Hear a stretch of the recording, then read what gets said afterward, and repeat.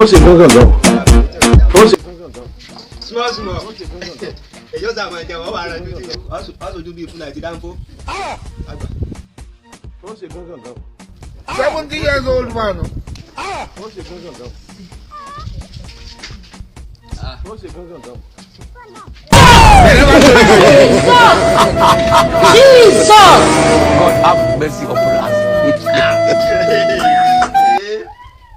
Kí ni ìdùn lò? Ìfú ìyá aláyọ̀ àtàwọn ẹ̀sìn kì í ya àdàmárì kọjá ẹ̀rọ ẹ̀rọ. Lágbà ọ́ tọmọ bẹ́ẹ̀ fi ń pọ̀ sí tẹ́lẹ̀ lẹ́lẹ́kẹ̀ẹ́ta yẹn pọ̀ yanu. Ìwọ gan ti ya lólẹ̀ wẹ́nu ẹ̀ bí ẹnu orò. Wẹ́nu. Sékè bẹ́ẹ̀rì bẹ́ẹ̀rì tọ́ bá ń gbọ́. Àwa yanu bí ẹnu àjùlọ. She what? Àwa jẹ sékè. Yóò máa jẹ. Yóò máa jẹ. Wẹ́nu. Olórí àwọn wo ló bí ọ ní.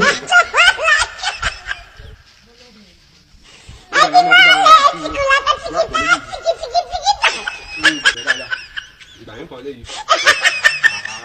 Ọgbọ́n rẹ̀ ó ta sọ fún mi.